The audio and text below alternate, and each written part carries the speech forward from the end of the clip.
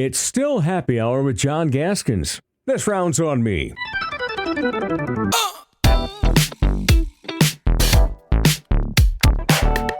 it's August. We're looking for more excuses to just bolt into the football season. And when this guy is around, not that he's not a wonderful person to see any of the non-football months of the year, but Kim Nelson, good way to get the juices flowing for high school football season. Practices are starting for you at Sioux Falls Christian next week, Monday? Yep, Next Monday, here we go. So he's getting some golf in and gearing up. The all-time wins leader, South Dakota high school football, 43 years as a head coach, starting right out of college, out of Dakota State, Millbank, Rapid City Central, Sioux Falls, Washington, Edina, Minnesota, and Sioux Falls, Roosevelt. And then this is your third season as an assistant coach. You're going in reverse order from how most people do it. Yeah. And there's a movie like that. So, yeah. Benjamin Button. You're the Benjamin Button of high school football coaches. Yeah, I'm worried about that. Well,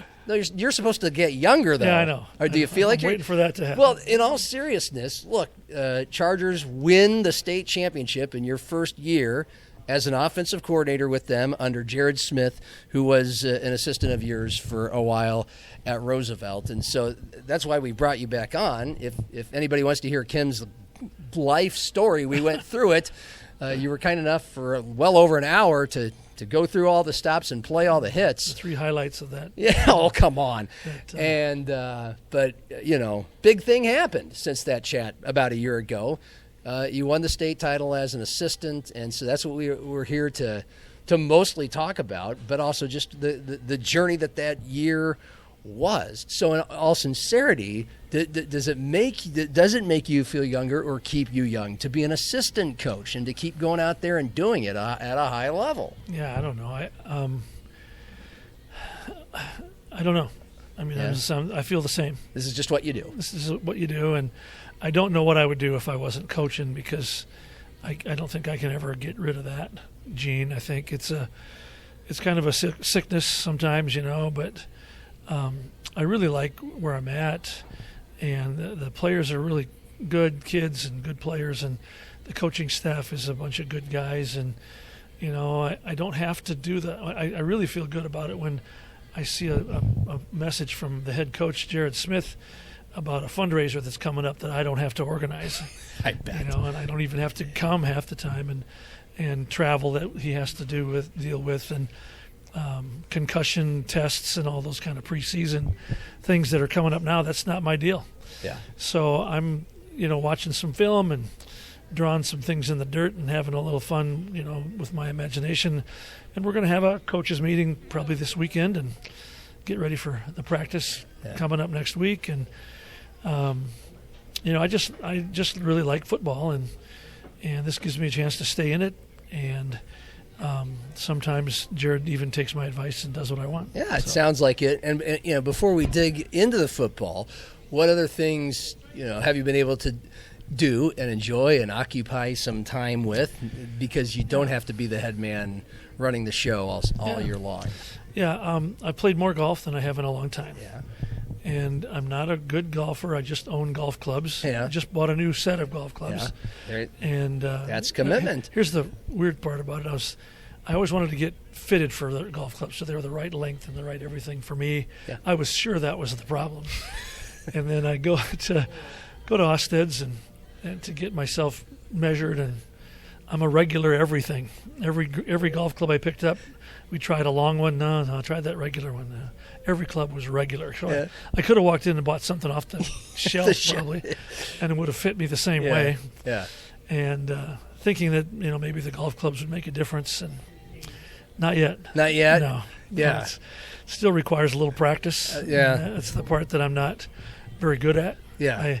I do go to the driving range maybe once every 2 weeks or so. That's pretty good, Kim. Well, for me, it's unbelievable. Yeah. I used to make jokes about do the Allen Iverson practice thing. Yeah, right. Know? Yeah. Practice. Yeah. You know, I gave that up a long time ago. Yeah. I just go out and play. Well, my son and I go to play quite a bit. He lives in Vermilion, so I go down there to play a little bit. And we've just agreed not to keep score.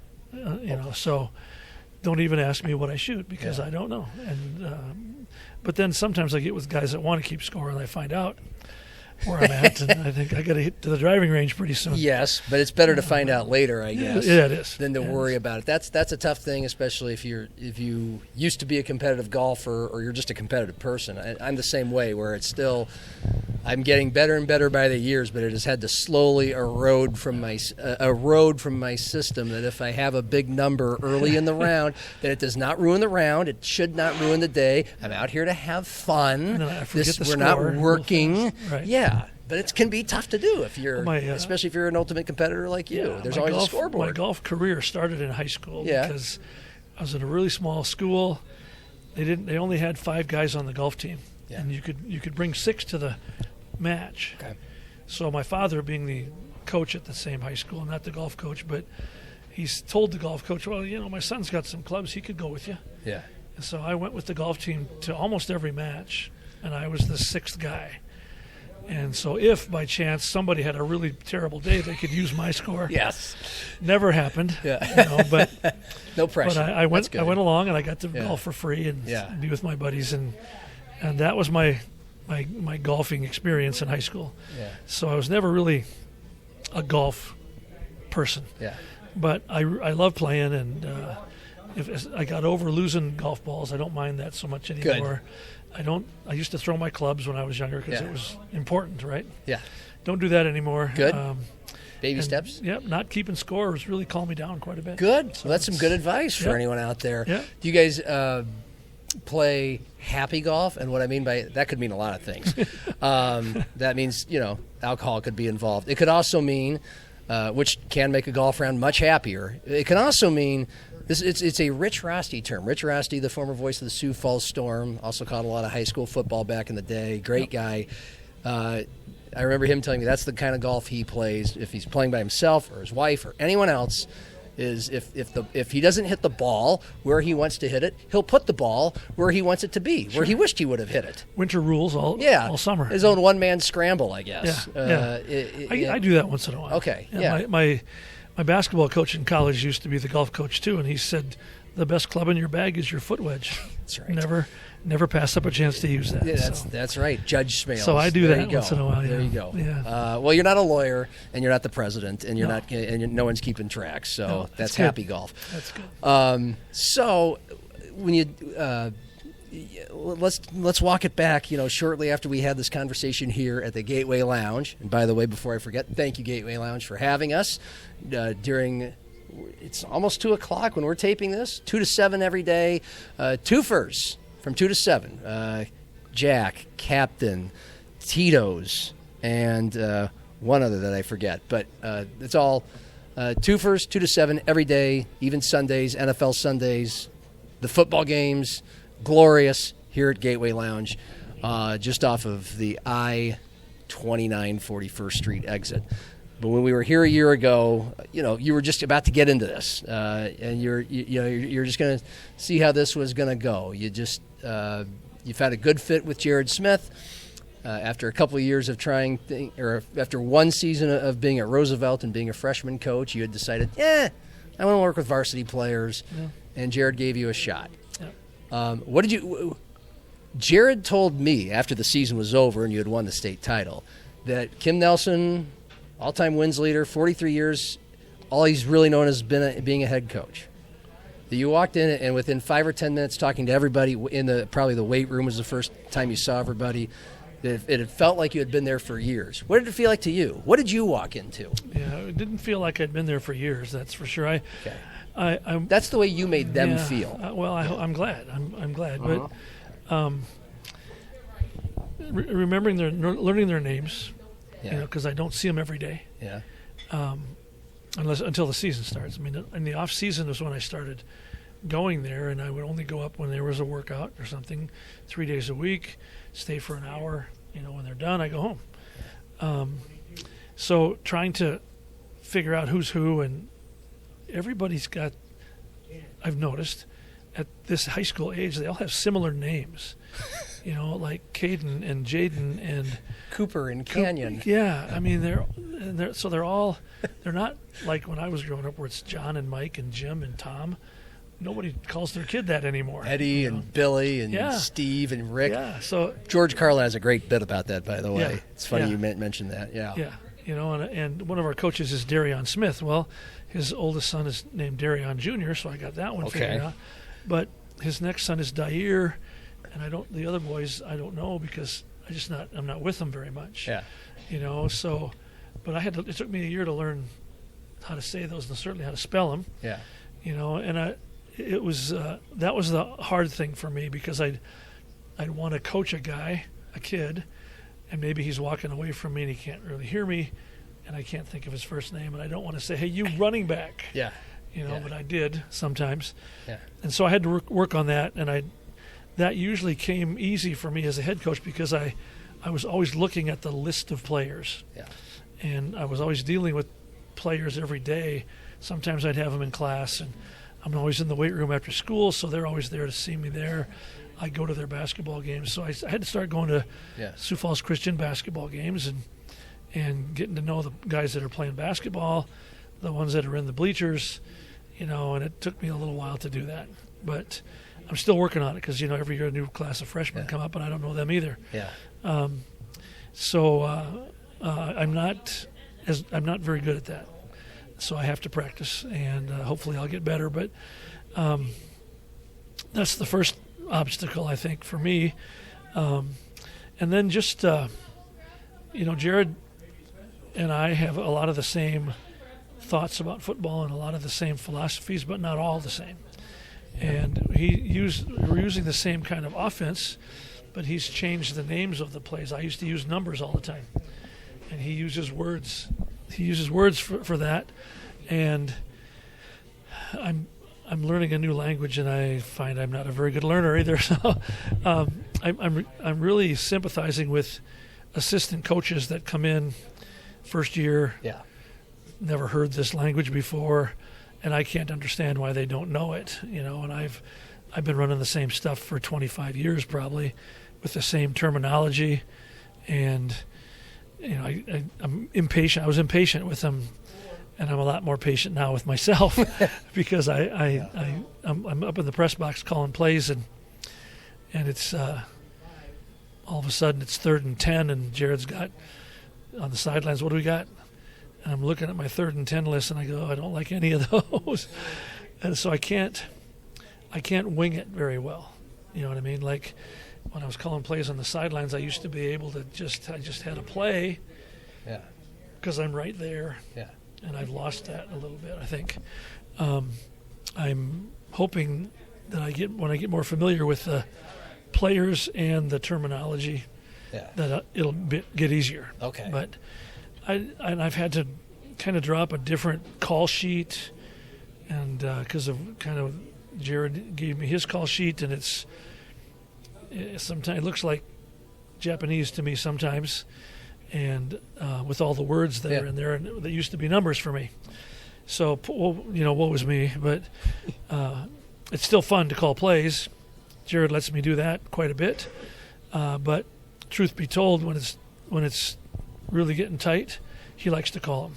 Yeah, that's what he did. Yes, he's the boss. For those that didn't know, Jared Smith was the head coach and offensive play caller for Sioux Falls Christian. Yeah, and that's where I was going to go next. Is he told me after winning state last year that in his mind they lost to the Sioux Falls Christian Chargers, lost to Lennox because of him, because he said he sucked in the state championship game in 2024, that they didn't run the ball enough, that the quarterback had thrown it 3 interceptions all year long, threw 3 interceptions in that game, and he just and this is partly why he decided to lean in, because he's the one that called you, right? You didn't call him, right? And he said, hiring an offensive coordinator at all has allowed him to be more of the head coach and a culture guy. But he also hired Kim Nelson, so and it worked out. But I think the state championship game, not to dismiss the rest of the season that got you there, was a snapshot of what you were just talking about. which is you're calling the plays most of the time, but you guys agreed to a little veto power when the going gets whenever he wants to. But it sounded like he did fourth quarter. You guys were down by 17. Yeah, he took over the fourth quarter and called a great. Well, walk us through that. What did he? Well, Lennox did a lot of that had to do with Lennox. Yeah. Being good. Yeah. All right. Yeah. And you were down by 17 at some point. At one point, yes. Yeah. And our quarterback was making plays by scrambling a little bit. We had a hard time running the ball, and Lennox did a good job of stopping us from running the ball. And they were playing a coverage that was a little unusual. They were playing 5 guys across and still stopping the run. You'd think if you see 5 defensive backs back there, you should be light in the box, but they were good in the box. There are a couple of defensive ends and a linebacker or two that were really good players, and we had a hard time with those guys. But a little bit of it was our execution. We were a little nervous maybe, and maybe thinking that it was just going to happen, because it had been that way in some games during the season. And so I'm looking at my list of plays at the third quarter, and it's, I don't like them. I don't like any of them. And Jared, that's a tough situation. That's not a good thing. A good feeling to have. And Jared was on the sidelines with kind of feeling the same way, and he said, let's just go to our base formation, which is 2 tight ends, full house backfield, Canyon Prinz at quarterback most of the time, our big linebacker. And fortunately, he was an awfully good passer too. Probably would have been our backup quarterback if he wasn't playing linebacker all the time. And so we went with a short yardage package, and whenever we do that, he takes over the play calling because it's his. And so... And by the way, I mean, most people know this, but I'll interject. That's not exactly Kim Nelson football for most of your career. You didn't incorporate tight ends very much. You're known for as a spread set kind of guy, one running back, and in this set you got a wing back, a fullback, a running back, and a tight end. It's way too busy back there. And and you've said yourself, we talked about the Kim Nelson way of life on this chat last year, that in general running the ball a whole bunch bores you. It bores the fans. That's always been your philosophy, and everyone has watched that unfold. So for you, and as a guy who's a head coach and the offensive play caller for 43 years, and now you're not the boss, and the boss says we're going to go to that, which is not your bag. Opposite of me. What do you do? I just supported every call he made. I know you do that, but was that hard? Absolutely. Okay. Absolutely. You're just like, I surrender. I don't want to, but you're the boss. And I had plays. Game. Sure. Yeah. I had plays. I was looking at plays, and I thought, that might be a good call. And then I'd hear what he called, and I'd go, oh boy. Honestly, I'm thinking, oh my gosh, this. I don't like this. Boom, first down. Yeah. The next play, 5 yards. Next play, 3 yards. The next play, first down. And I'm going, this is all right.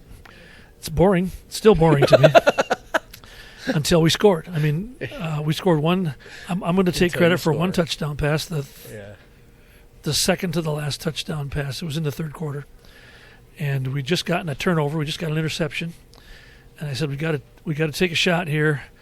And it was a play that I actually even kind of designed. I hate to take all the credit here, but I'm going to do it for a second. And we ran it, scored a touchdown on one play drive, touchdown to Nick Popkis. And from that point on, we struggled. Yeah. And then Jared took over in the fourth quarter, and it was really strange because we had some injuries, so we had to sub some kids in that were playing positions that they didn't know. And we brought Jude Prince in, who was usually a running back in that formation. We moved him out to a flanker, which was the turning point in the last drive that we scored on, because we rammed the ball right down their throat for 2 or 3 first downs. And then we had, I think, a 2nd and 8 or something like that. And we just threw a fade to Jude. And that one, I heard later, came from our running backs coach, Darion Smith. Thought we got a mismatch out here because Jude is really fast. Yeah. And he just took off down the sidelines, and Canyon Prince, our linebacker, threw him a perfect touchdown pass. It turned out to be the winning touchdown. Turned out to be, with Lennox's 70-yard drive in the last minute to almost win the game. Yeah. But yeah, it was I'm not going to say a humbling experience for me. It made me realize that I don't have to make every call. That Jared, and I didn't make every call during the season either. He took over other games at times when he felt like, we need a kick in the butt here, or we need to change things around. And he's the head coach. That's his prerogative anytime. And it made me realize that being an assistant coach, sometimes you have to just shut up and cheer him on. Yeah. And so that was good for me. And I'm hoping that I'm going to know the offense a little bit better. Maybe I'm going to learn how to run his base formation a little better.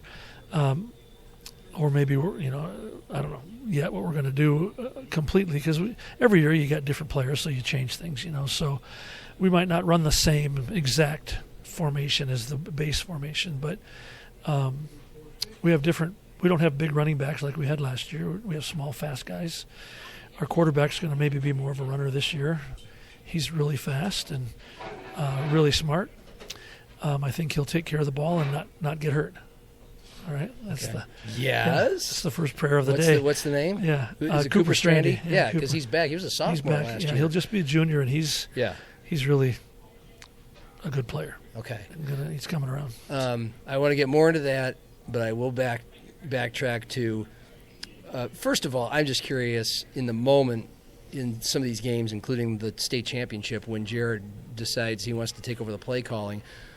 How does he communicate that? What words does he use? He just says, I think I want to see I want to run our base formation for a while. And I said, I'm all for that, because I don't have anything for you. Okay. And some words like that. And so then that he's going to be calling the plays. Yes. Okay, from here to forth. Yes, and I'm still communicating down and distance, and if I see something that might help him, like they're playing man on Jude or something or whatever. Because you're still the eye in the sky. Yes. So he's certainly encouraging that from you. But it was more of I felt like it was more of he called it by feel more that last drive, because it was every running play was inside the tackles, and our running backs and our quarterback ran the ball. We didn't always block everybody, but we'd break a tackle, spin out, get a first down. I mean, it was just a momentum changer for us. We started knocking them back a little bit, feeling better about ourselves, and it turned out to be a really good decision. So you said it was kind of humbling.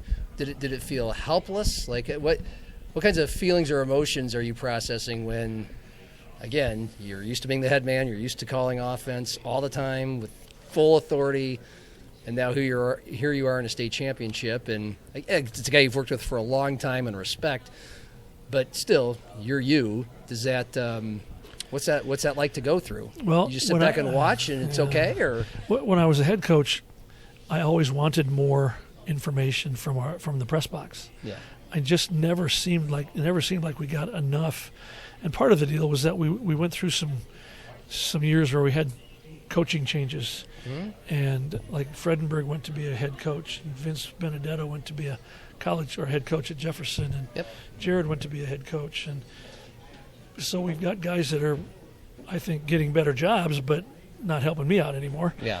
And so I'm coaching coaches in the press box, and they don't know my offense well enough. And, so I felt that I don't know Jared's offense well enough to give him good advice right now. Yeah. And I thought I need to let him call the game. And so maybe because of the experience I had, like when I was the head coach on the sideline, I had to come up with something because I was also the play caller and the head coach. In the press box, I felt I tried not to feel like I was letting him down, but I felt that way a little bit because I wasn't giving him a better play call. Yeah.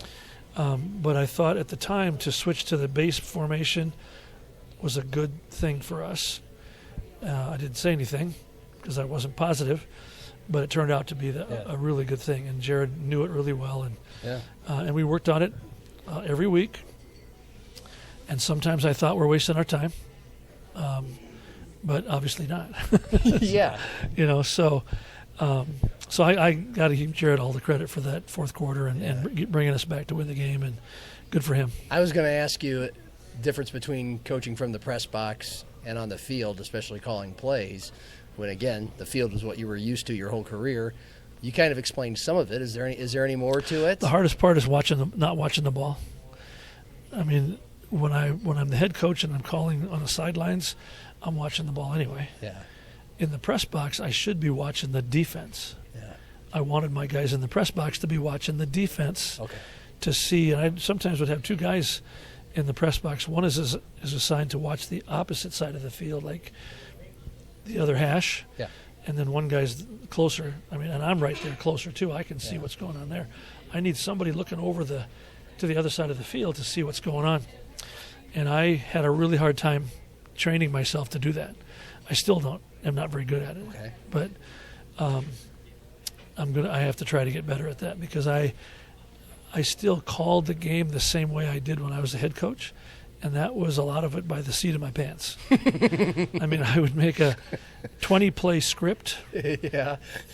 Right hash, left hash, really looks good. We practiced it all week long. Players know what's coming, and on game night, I'd get through 5 plays, and I'd go, I'm not going to call that stuff. And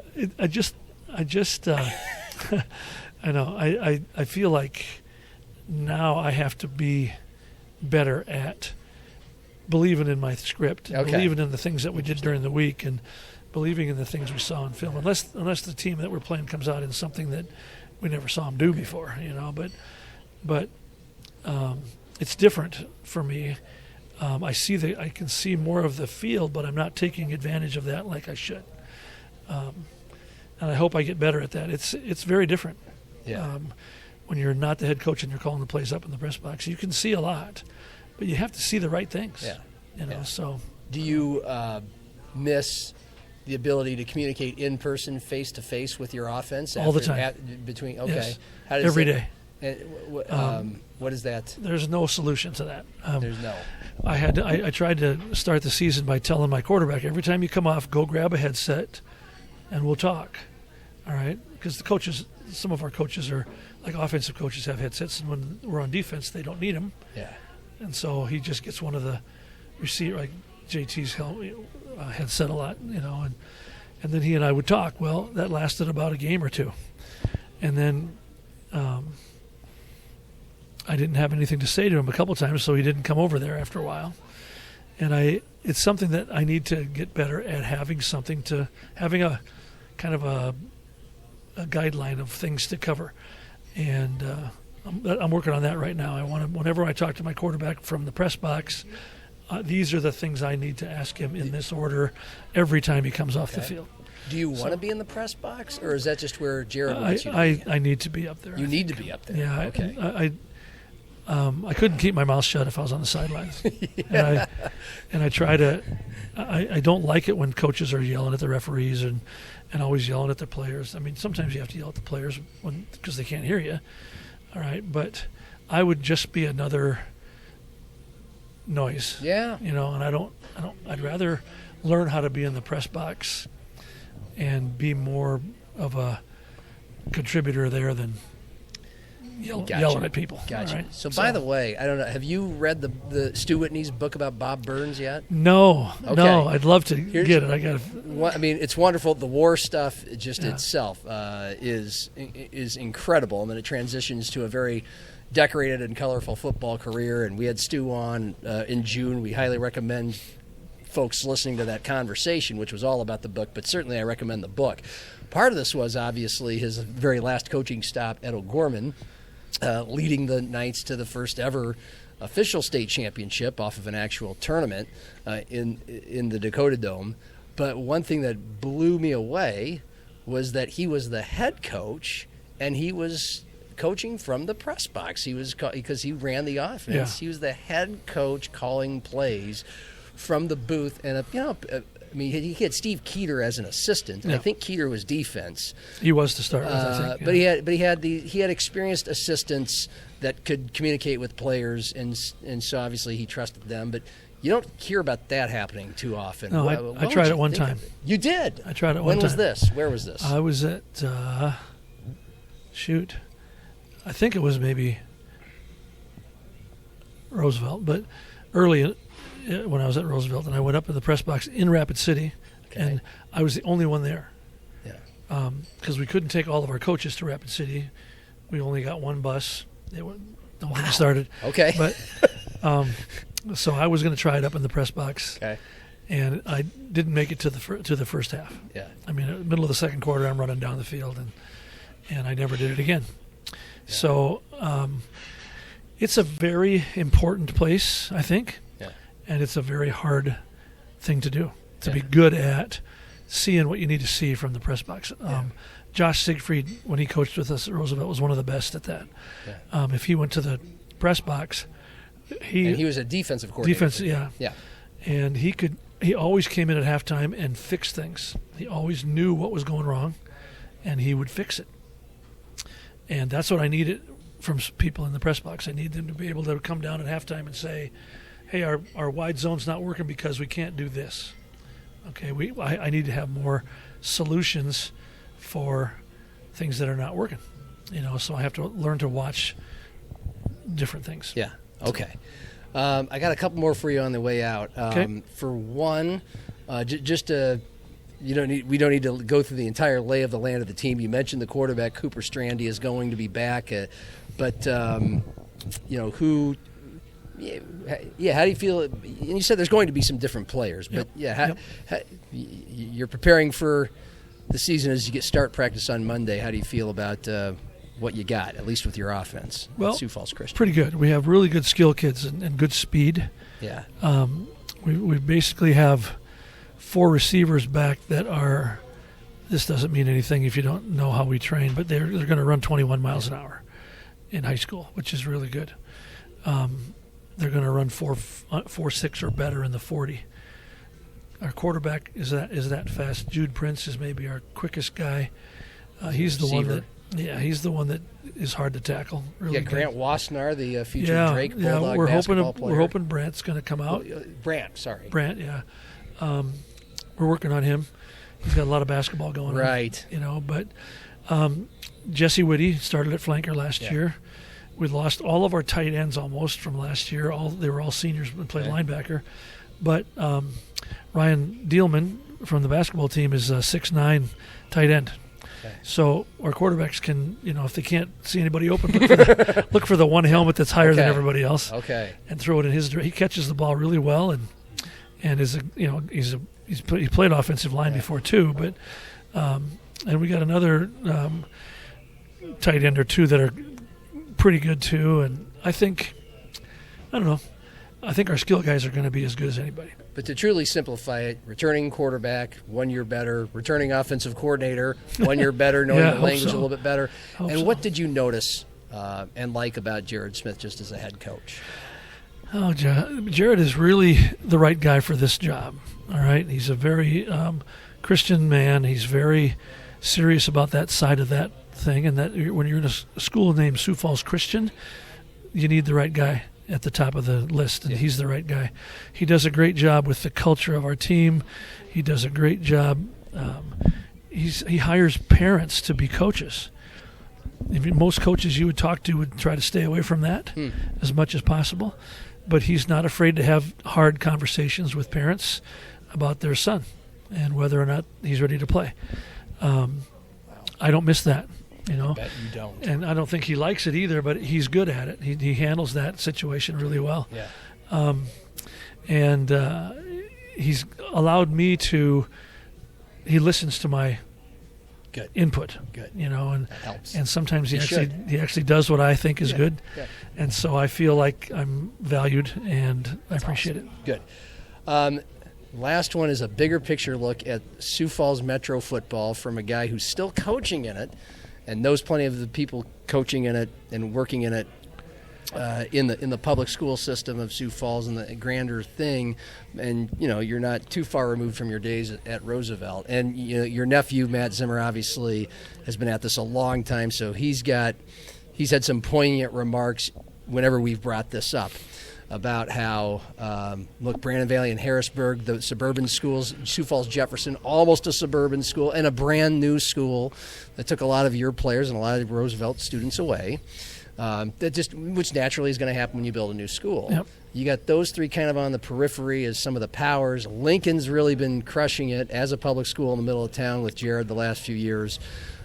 But schools like Washington, who has a lot of students and players who just don't know football this is the first time they're playing football. These are some kids from other countries, and they get recruited for football because they're athletes. Roosevelt also has some of those.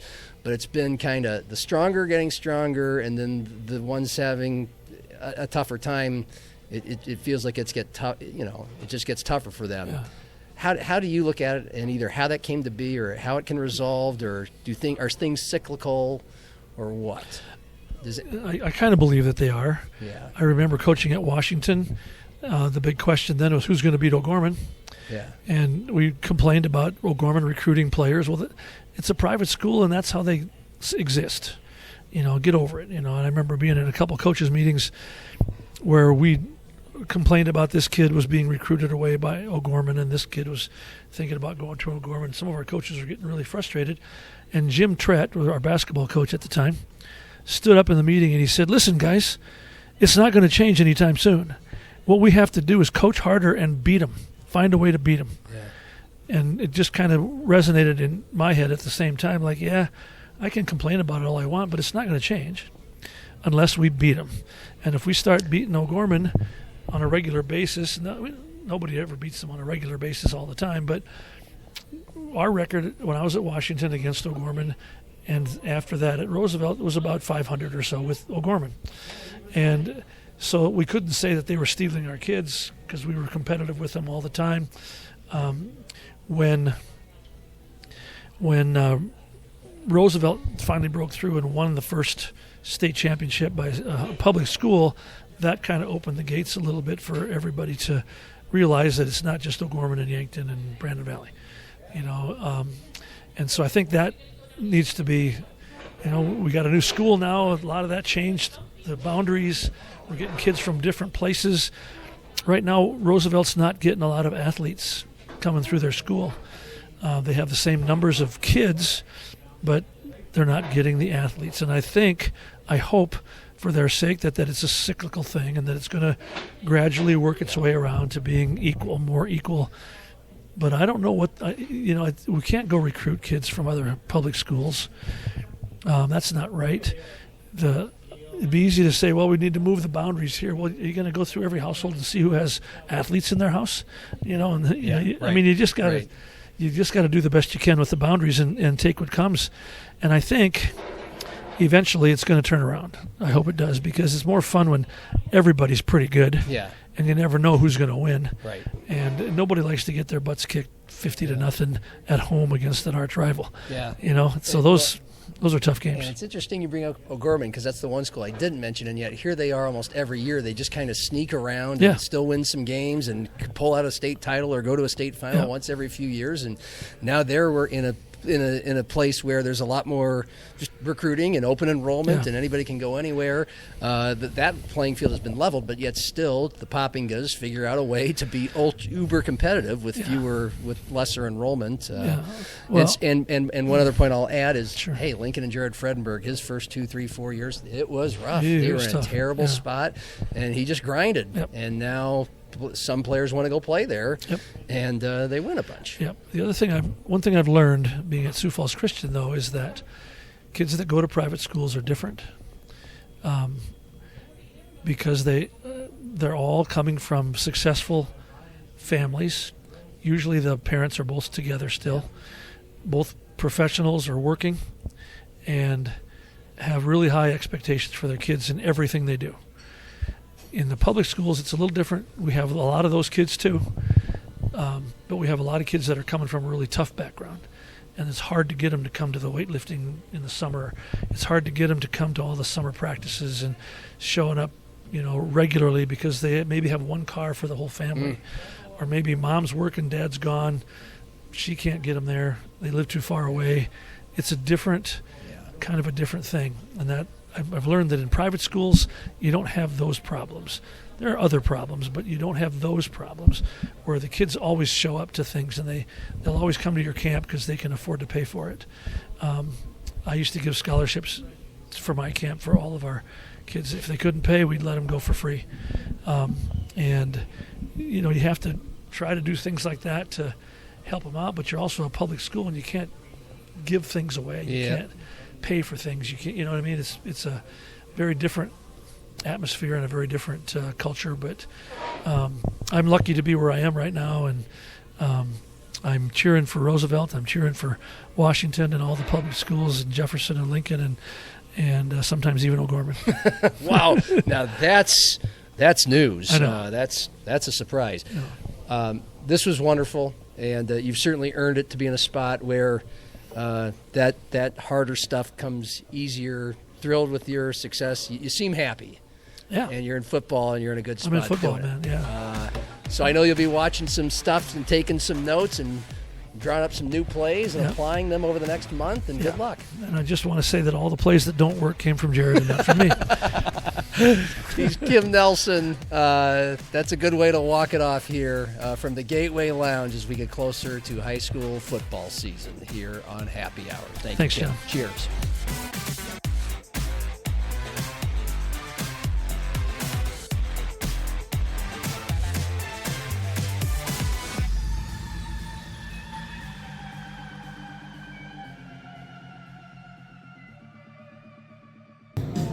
You need anything else, John? No, I think I'm good, Greg. I think I'm going to tap out.